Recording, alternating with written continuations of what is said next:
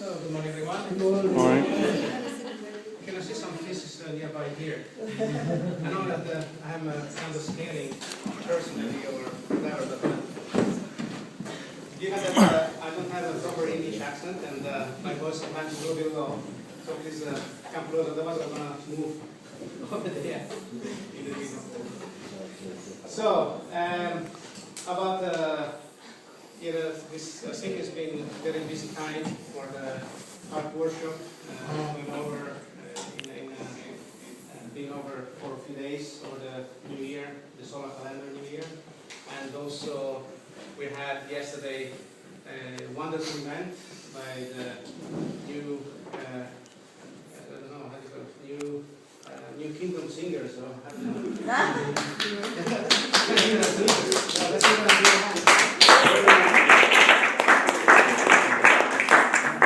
And to Ali, what is Ali?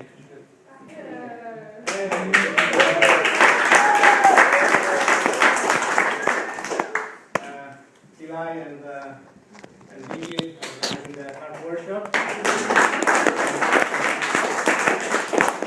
was expecting to them a chance to give them also thanks for the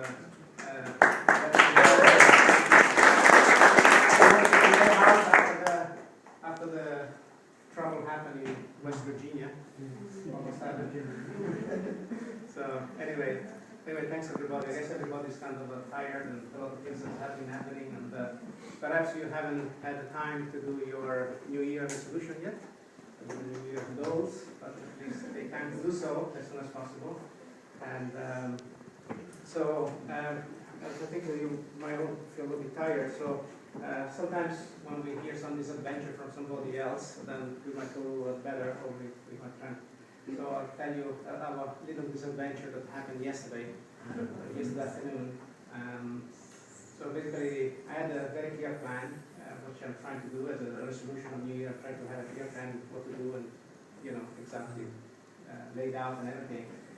It's just that sometimes plans don't work for whatever reason. I'm still praying on the reason for it, but basically what happened is that we were driving.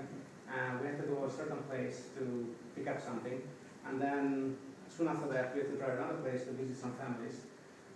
So that was very clear, very simple plan. You drive there, you pick up your things, and then you go next and you meet the people. And then we come here for the musical evening. That's fine, fantastic, right? Okay, beside the musical evening, none of the rest happened because we ended up in a parking place. Actually ended up in a parking place. So basically, we arrived to this town, and so I was looking for a place to turn around because I realized we missed a turn.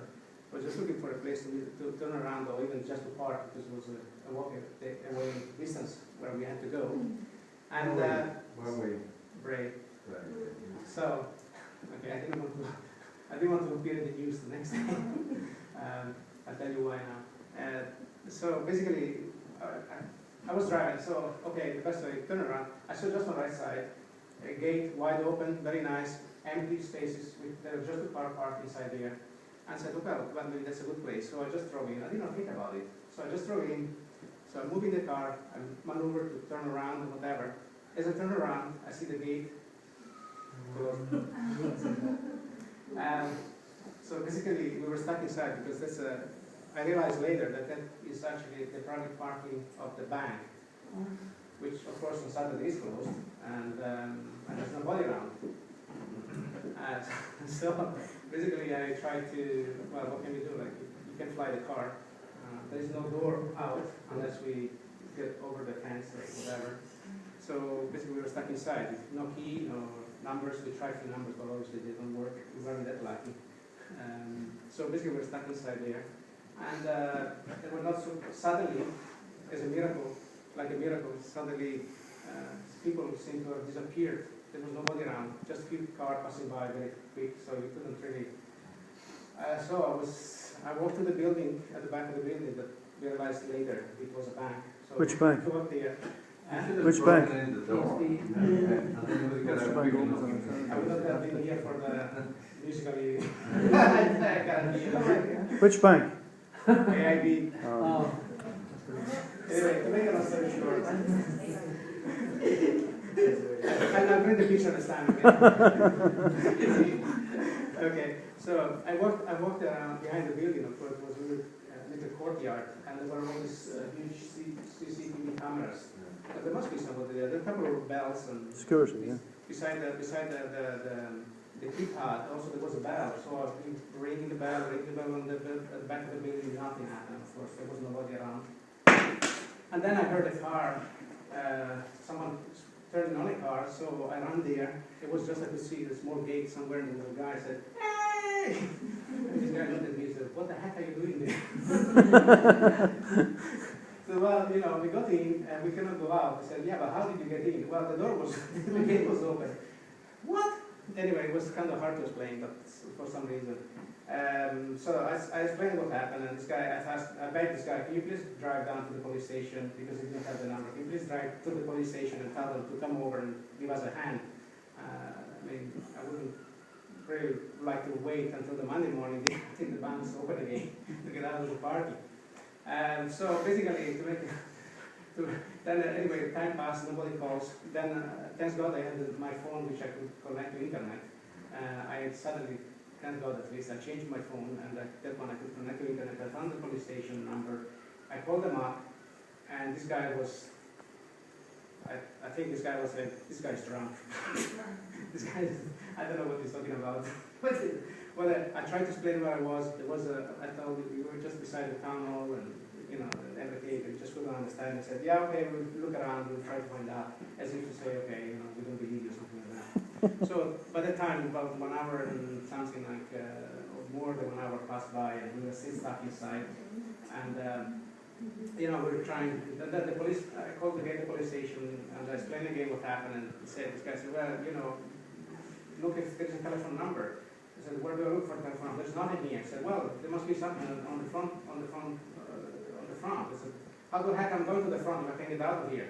And anyway, all this kind of this kind of strange things happening. So finally,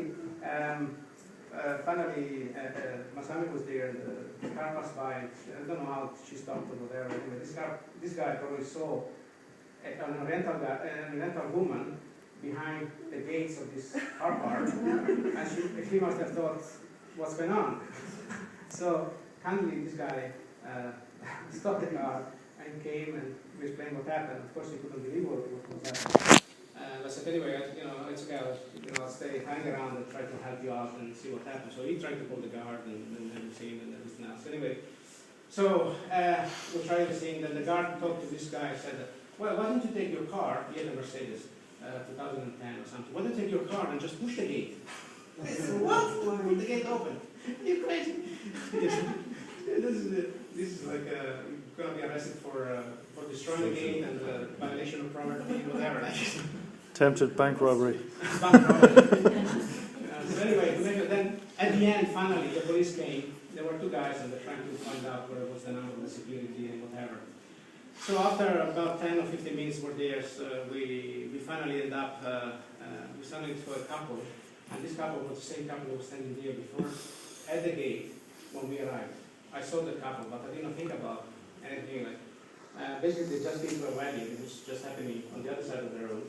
They'd just been to a wedding, and the lady was one employee of the bank, and she was the one who parked the car inside. And because she was standing right by the sensor when I arrived, she was standing just right by the sensor. The gate couldn't close, and because the gate was closed for open for a while, and then I think about it, like I just going to turn around and go out, like so by the time we get in, she moved and the gate closed. So that's how we got trapped into it. Anyway, the finally she came and she was kind of wondering, "What's going on? What's going on with this?" Sitting here for 2.5 hours now. We would like to get out of here. Anyway, finally she came. We had the key, opened the door, and we just left. And everything. It was a happy ending. Finally, just we were here yesterday evening. So, but anyway, that makes me feel a little better today. That's what happened to us. You didn't get clamped anyway. No, I didn't get clamped. No, that's good. Yeah. The guys were lost too what to do because obviously they couldn't break in. They couldn't, and it was very hard to find anyone from the bank to get this gate open. So Anyway, so that's what happened. Anyway, we have received the grace after a couple of hours. Somebody opened the gate and figured it out. So, anyway, today the sermon is Unending Grace, and it is connected with the Foundation Day blessing that is coming. You know, today we're going to have also some meeting after the service to discuss a few things about that as a preparation. And I was very inspired to read these words from Ezekiel, from the Old Testament. I think this guy was inspired he was seeing the future 3,000 years later. He said, I will give you a new heart and put in you a new spirit. I will remove you from your heart a heart of stone. I will remove from you your heart of stone and give you a heart of flesh, or obviously a heart of feelings, or a heart of sentiment, a heart of love. And I will pour my spirit in you and move you to follow my decrees and be careful to keep my laws. And then you will live in the land that I gave to your ancestors. So who was the land? Which land was given to the ancestors? Which are the ancestors? Adam and Eve, of course, were the ancestors, and the land was given was the whole earth. So it was giving us again the Garden of Eden. It was again the Garden of Eden to all of us. And you will be my people, and I'll be your God. So that's how it should have been originally. Rather than need God and the proper, tradition of God and the true family. So this is the beginning, and the Foundation Day blessing this time is very similar to this, and it's very much related to this point, because it is a blessing that we have to understand Father is trying to give before. It's a blessing Father is giving to us as if we are in the same condition, in the same situation, in the Garden of Eden before the fall. Now, this is, I don't know what it means to you, but for me it's huge. It's amazing. It's mind-blowing. And I'm trying to really deeply think and reflect about this, because it has a huge implication on my life. So, if you talk about grace, and that's why it's connected to grace, we're going to receive an incredible grace this time, because actually, as originally thought, we thought originally that the blessing was given only to the blessed couple who fulfilled all the conditions. Of course, the conditions are still there; they're not changed. The conditions are still valid. But actually, as we know, as I mentioned last week, everyone can receive the Foundation Day blessing. Anyone who wants to receive, everyone should receive the Foundation Day blessing. Anyone who's been blessed, divorced, whatever happened, first, second generation, anyone should receive the Foundation Day blessing. It's a ceremony where there is an incredible forgiveness for anything. And to me, this is the real grace that we're going to receive. Because, if you look at the Christian concept of grace, it is actually quite interesting that Christians have of course they have their own understanding of grace, but the main concept of grace is that basically, for whatever reason, God has chosen you to give you something, and we are receiving it. We don't deserve it, we didn't work for it, and we're not worthy of it, whatever, but somehow God has picked us up, or picked some of us, because not everybody has received the grace yet, and He's giving us this great blessing by believing in Jesus, right? To me, it's a little bit narrow, this concept of grace, to be honest. And also, there's another theological stream, which I don't think is a lot, maybe it's not very widespread, but it's called, sorry, I have to read this. It's antinomianism. Antinomianism.